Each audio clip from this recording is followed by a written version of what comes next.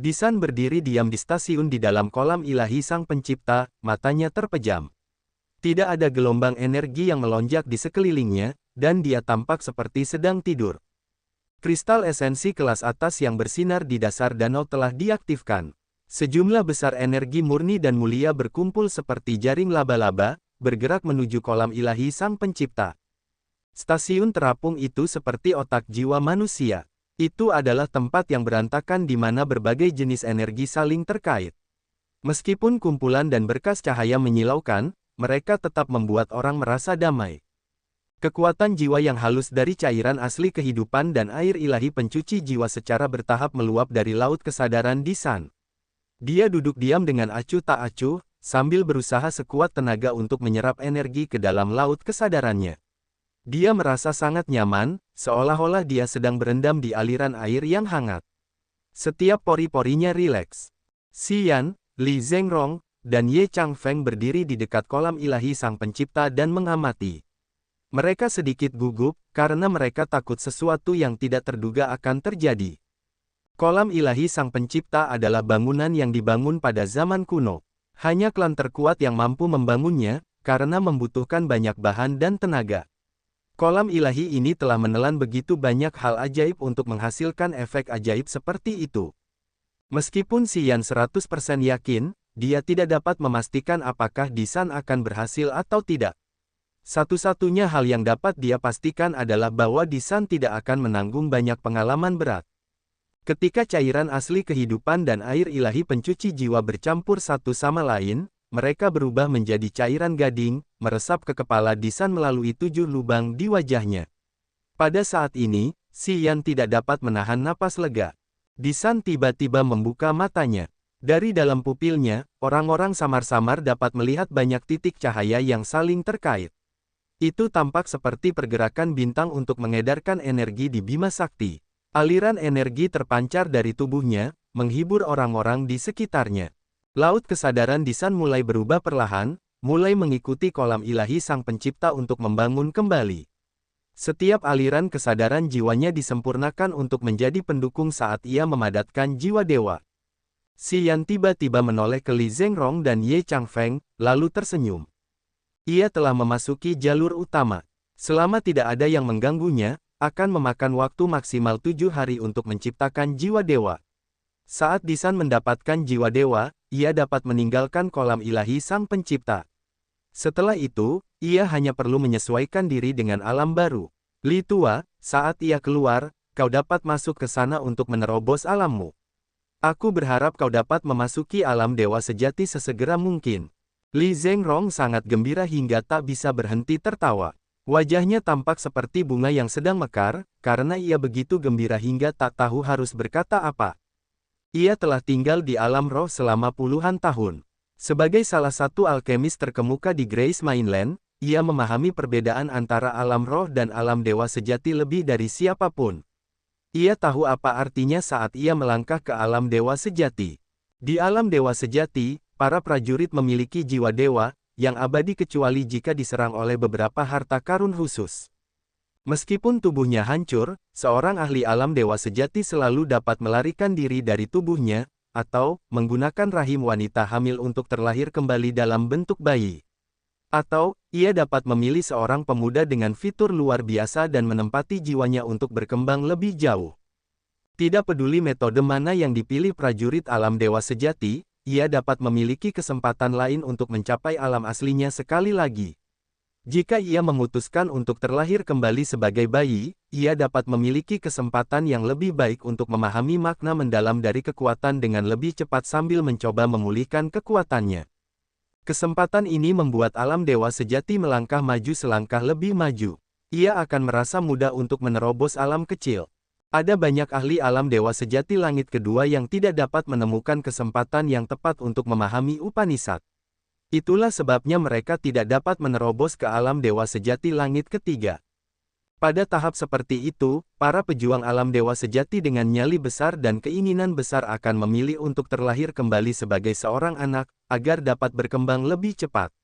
Diperlukan waktu sekitar 10 tahun untuk mencapai alam dewa sejati langit kedua, alam tubuh sebelumnya. Setelah itu, ia dapat memanfaatkan kesempatan untuk memasuki alam dewa sejati langit ketiga.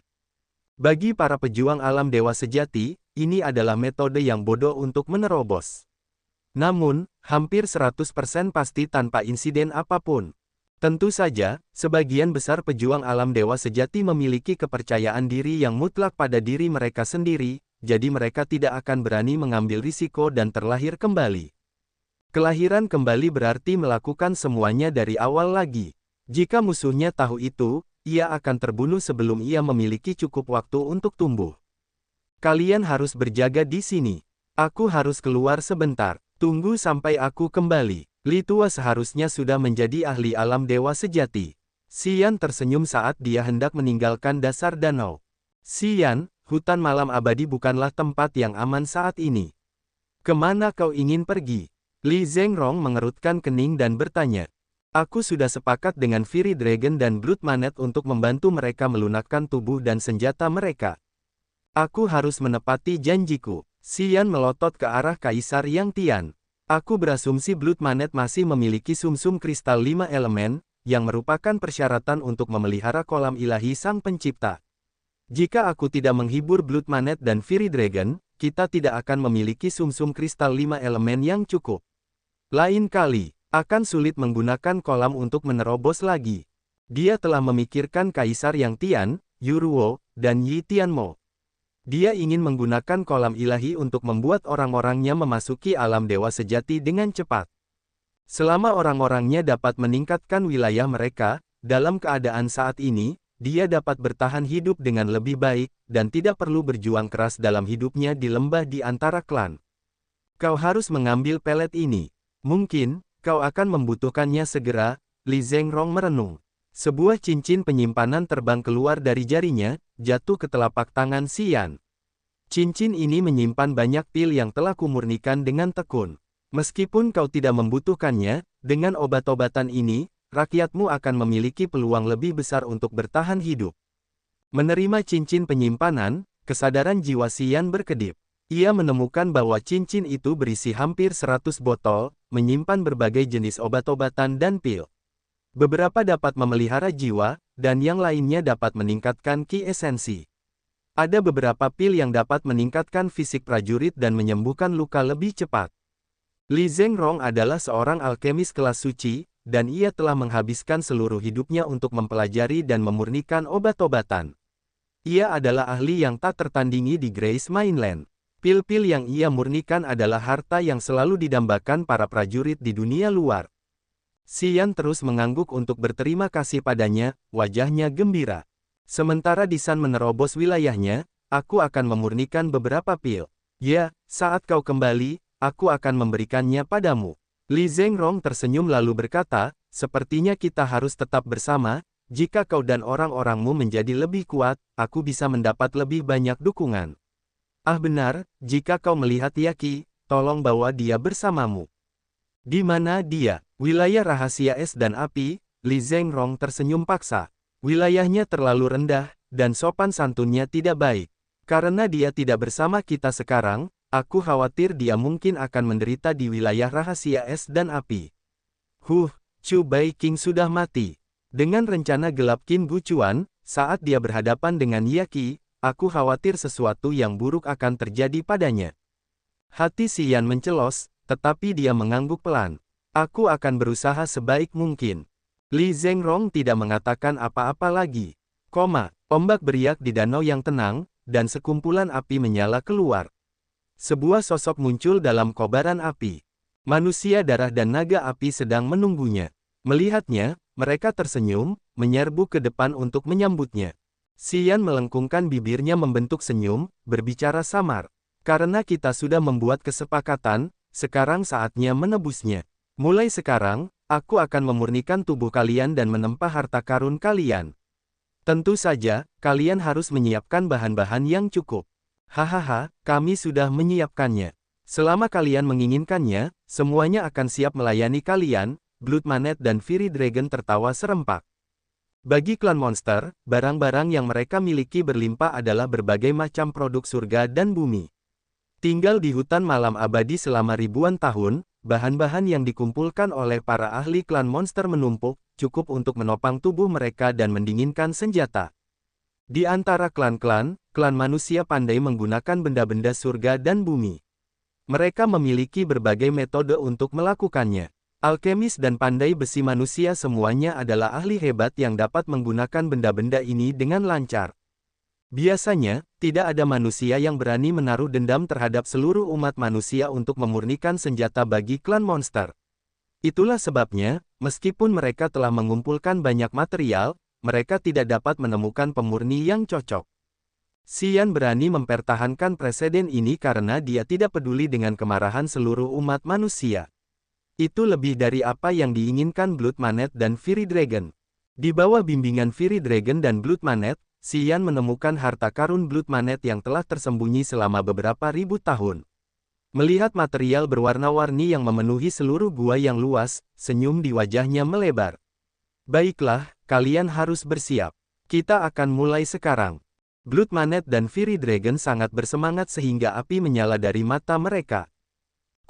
Setengah bulan kemudian, di suatu tempat di gua bawah tanah, Blood Manet dengan tubuh emasnya yang bersinar meraung dengan ganas dan menyerbu keluar dengan gemuruh.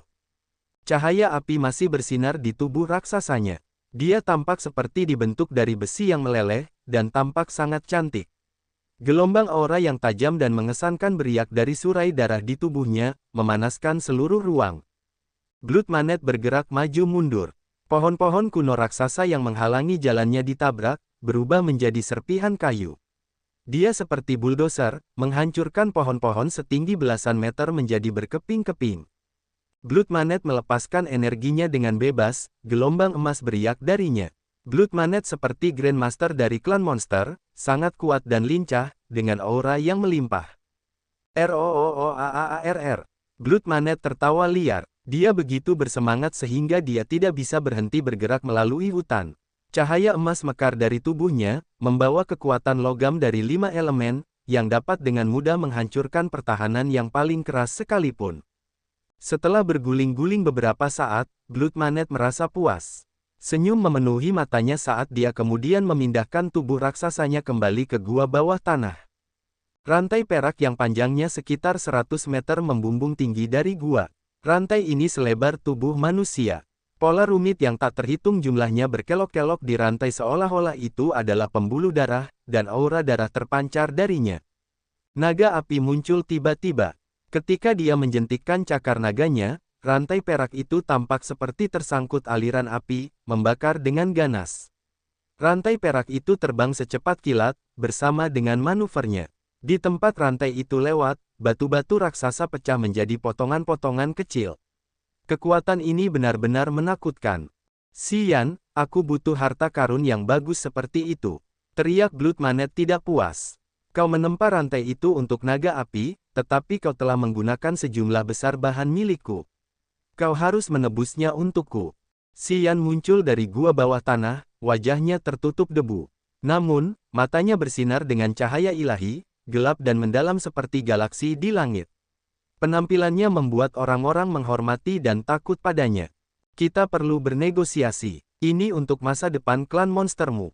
Xian tertawa terbahak-bahak. Dia berjalan ke arah mereka, suasana hatinya membaik. Catatan penerjemah, mulai dari bab ini, saya akan menggunakan nama pinyin untuk anggota klan monster dengan catatan makna harfiahnya.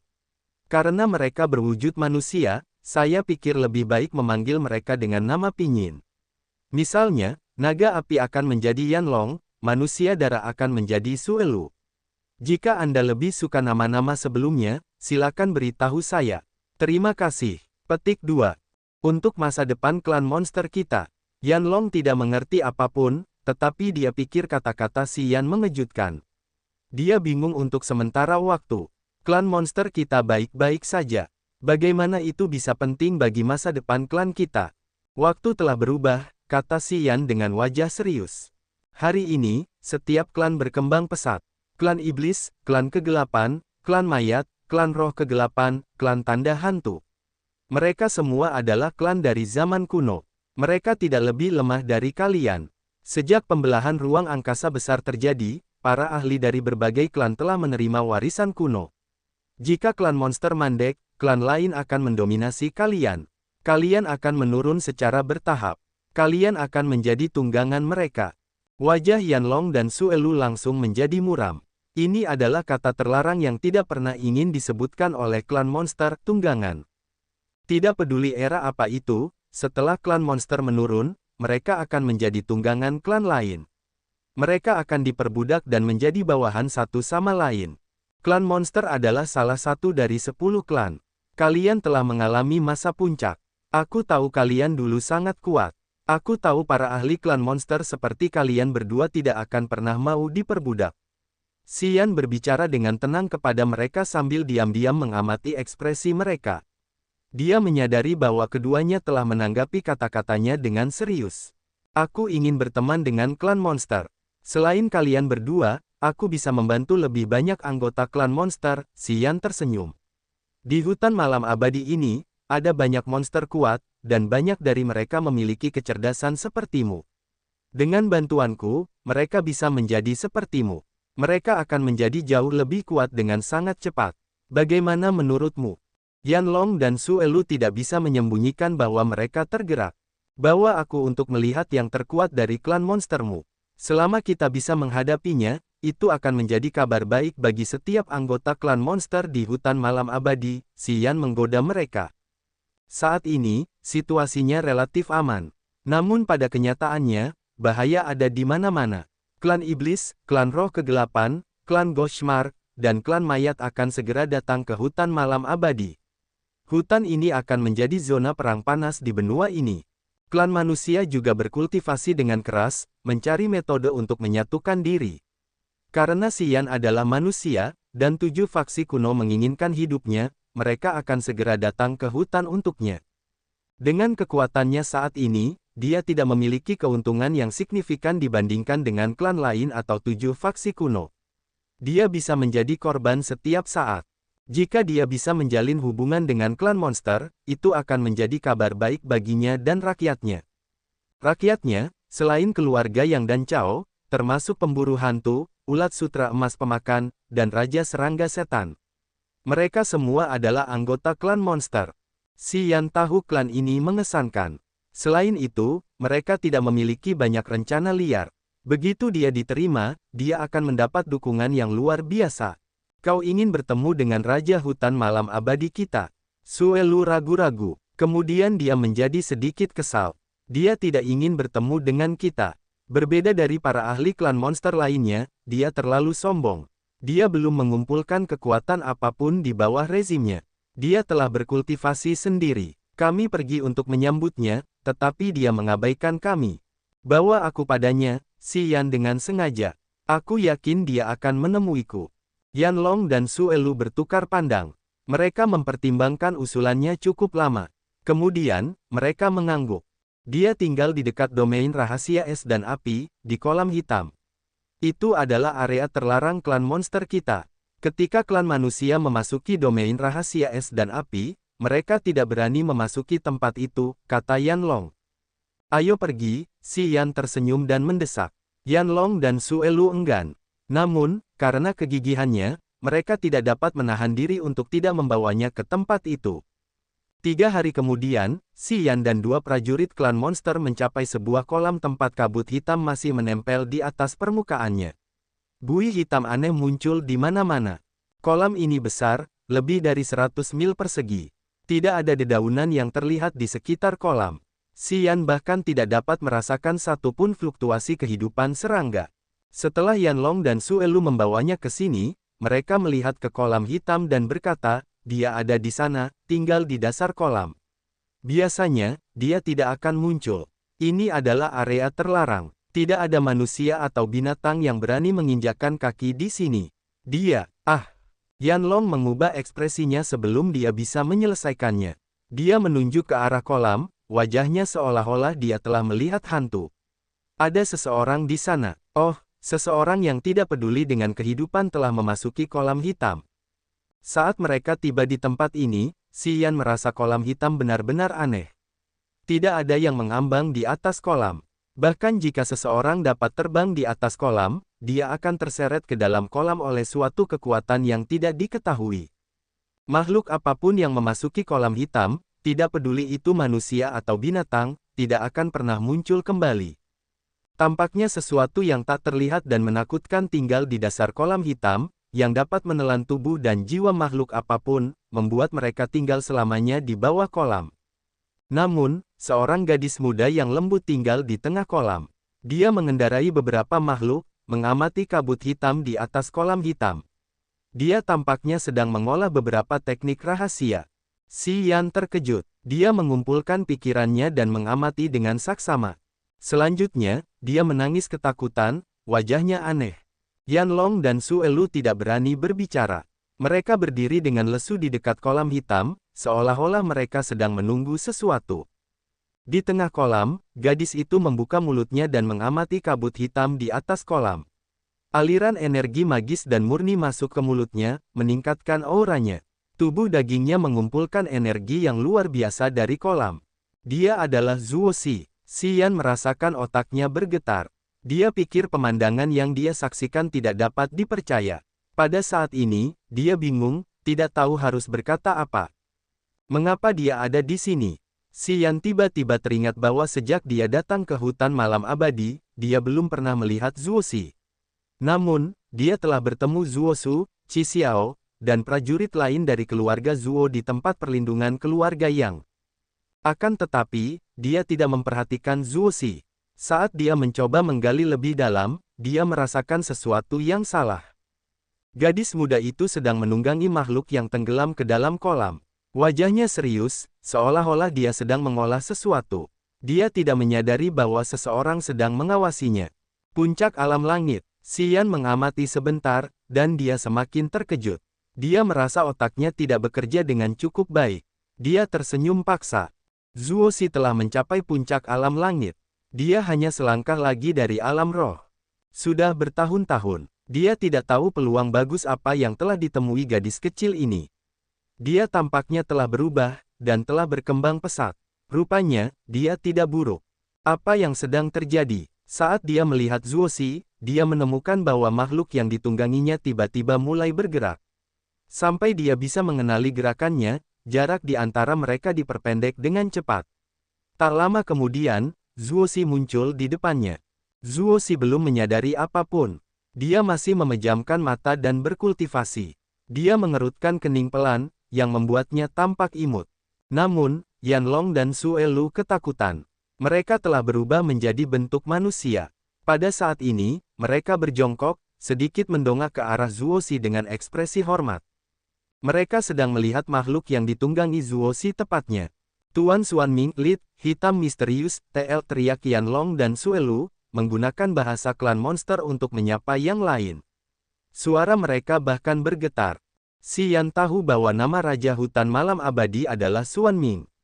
Ia adalah ahli klan monster yang mengesankan, yang telah mencapai puncak level 9. Ia dapat memasuki level 10 kapan saja. Selama 10.000 tahun, monster mengerikan bernama Xuanming ini hanya akan menampakkan dirinya ketika klan monster di hutan malam abadi mengalami kekacauan besar yang tidak dapat mereka bereskan sendiri. Ia muncul untuk menegaskan kembali keberadaan kekuatan kuat klan monster dan menjaga ketertiban. Xuanming dari hutan malam abadi adalah raja klan monster di mata para pejuang di tanah suci yang agung. Ia adalah guru besar yang menguasai semua binatang buas di mana-mana, keberadaan yang paling menakutkan. Bahkan kekuatan manusia yang kuat seperti tanah suci tidak berani memprovokasi binatang buas di hutan malam abadi. Itu karena Xuanming, yang maha kuasa dari klan monster.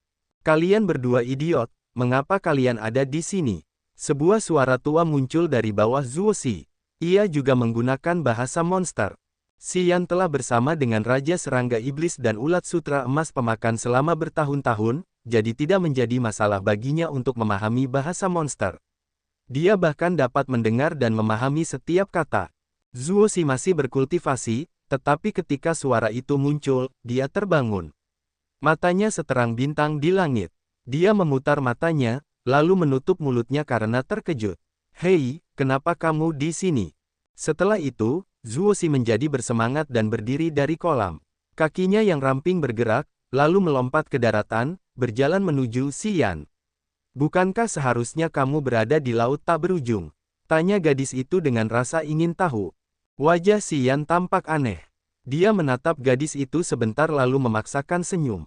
Yah, aku ingin tahu kenapa kamu ada di sini. Xuan Mingtua membawaku ke sini. Dia berkata bahwa dia ingin membantuku meningkatkan wilayah kekuasaanku. Orang tua ini telah menangkapku tidak lama setelah aku tiba di hutan malam abadi. Zuoxi mengerutkan kening, lalu meletakkan tangannya di pinggang, memutar matanya ke arah lelaki tua kurus dan kecil yang perlahan muncul dari kolam. Dia menunjuknya dan bergumam, "Itu dia, Xian Gege, bantu aku memberinya pelajaran. Aku tidak bisa menahannya lagi. Dia tidak membiarkanku pergi." Lelaki tua itu mengenakan jubah hitam murni. Kepalanya tampak seperti kepala ular, dipasangkan dengan mata coklat suram. Cangkang kura-kura menutupi wajahnya, yang membuatnya tampak lebih seperti batu yang bodoh dan membusuk. Xian memaksakan senyum. Pertama, dia membungkukkan tubuhnya untuk menyambut lelaki tua itu, lalu berbicara kepada Zuoxi. "Aku tidak bisa mengajarinya. Dia akan mengajariku saja. Ngomong-ngomong, kenapa kau di sini?" Si kecil membudidayakan bintang sejati kura-kura hitam. Dia memiliki garis keturunan klanku di tubuhnya. Apa salahnya tinggal di sini? Mata lelaki tua itu berputar-putar. Wajahnya semakin panjang saat dia menjatuhkan rahangnya. Si kecil telah membawakanku warisan klanku dari zaman dahulu. Wajar saja kalau aku harus menjaganya. Nak, kau manusia, tetapi kau berani melanggar kolam hitamku. Apa kau tidak takut aku akan menelanmu? Kau Xuan Ming. Xian tercengang sejenak. Tiba-tiba, dia berteriak, "Kau dari suku kura-kura hitam." Pada zaman dahulu, klan monster memiliki 4 suku terkuat. Mereka adalah suku kerajaan dari klan monster.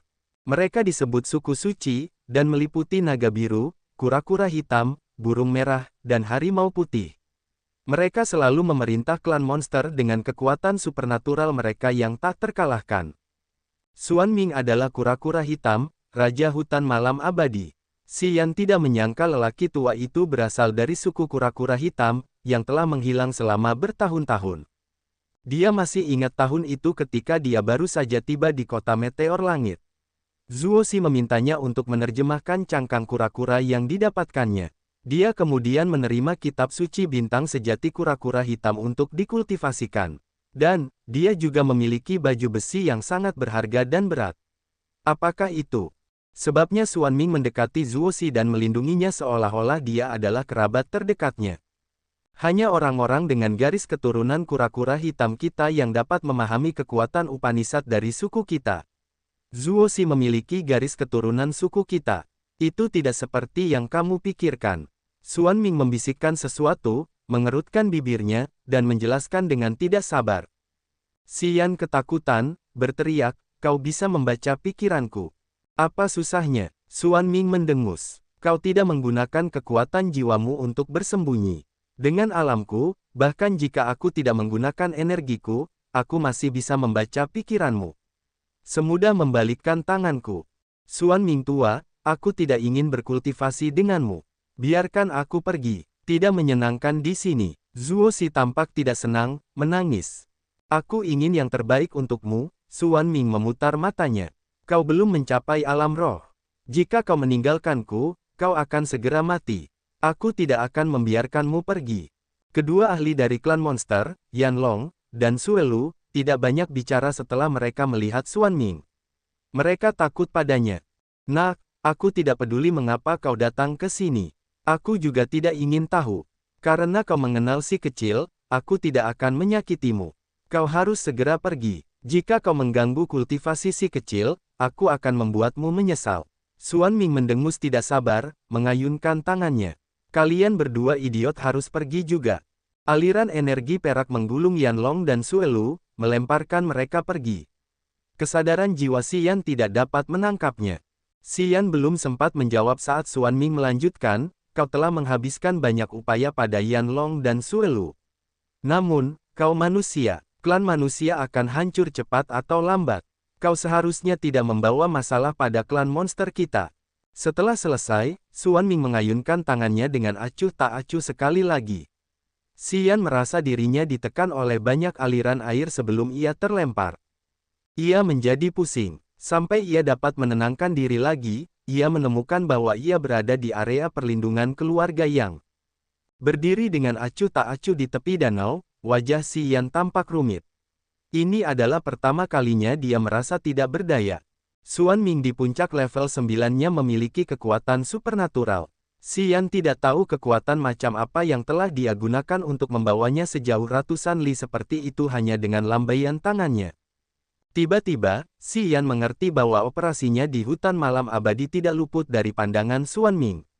Orang tua ini sedang menyendiri di kolam hitam, tetapi dia dapat melihat semua hal yang terjadi di hutan malam abadi.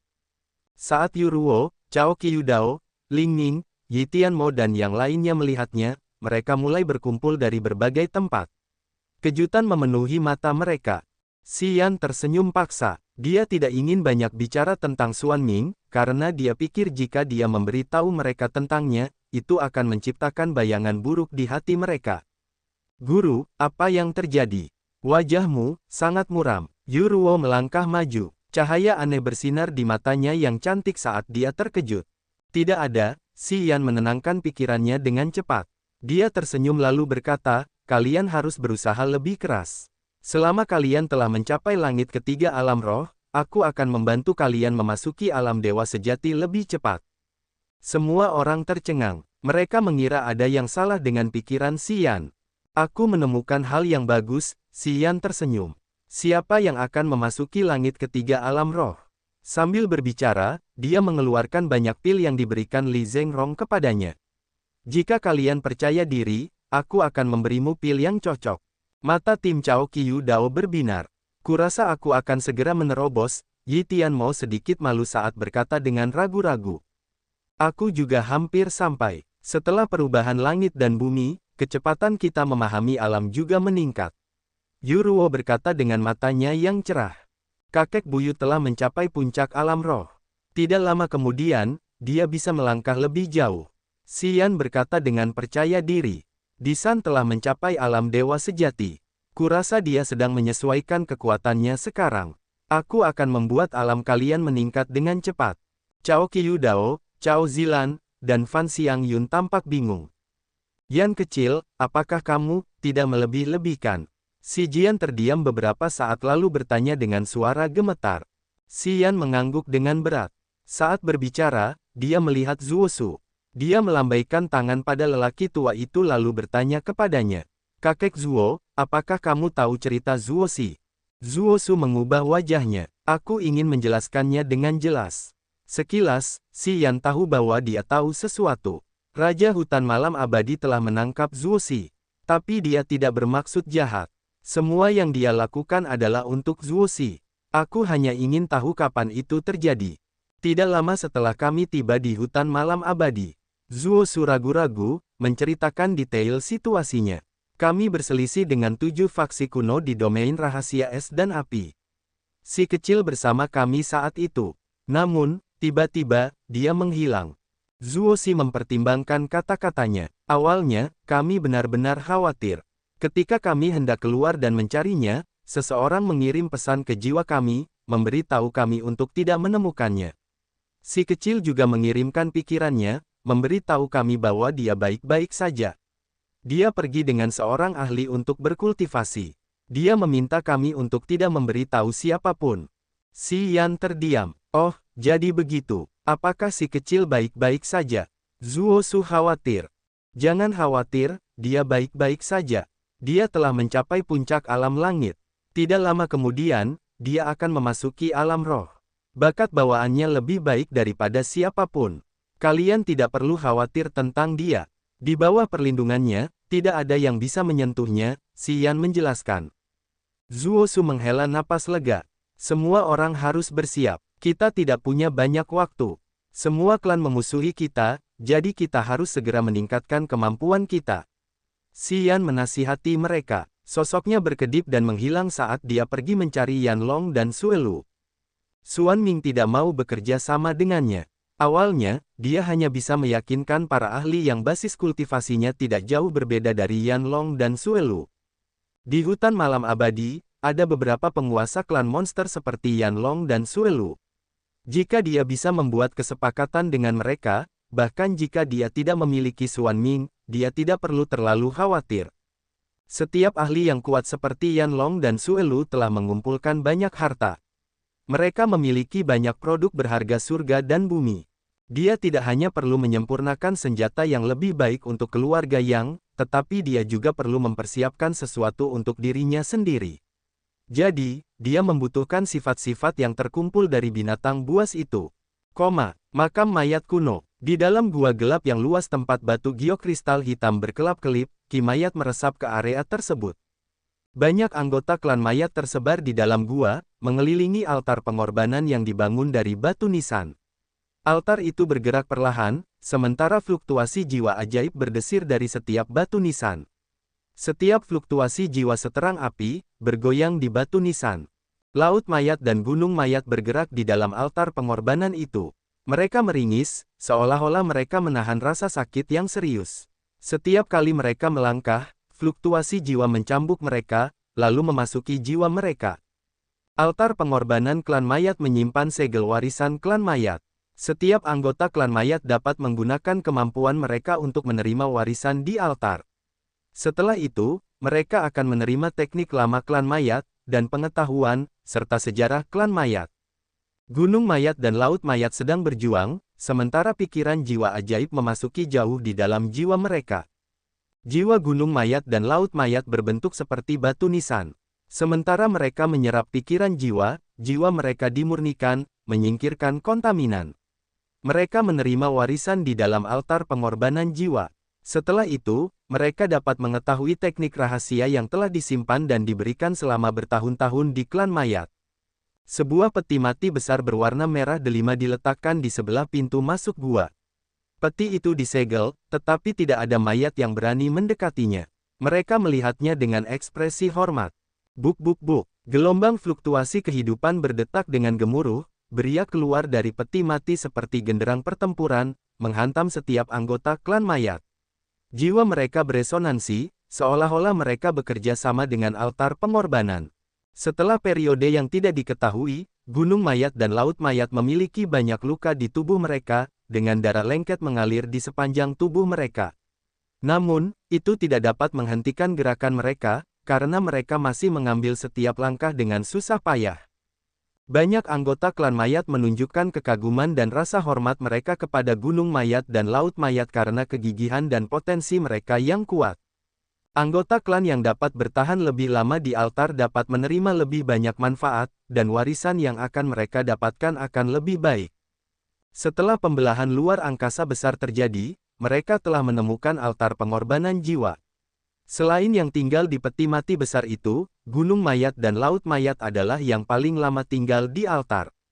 Bang! Energi yang hebat melonjak dari altar pengorbanan jiwa, mendorong gunung mayat dan laut mayat menjauh dan membuat mereka jatuh. Altar pengorbanan jiwa klan mayat menjadi sunyi, karena tidak ada lagi fluktuasi jiwa yang beriak.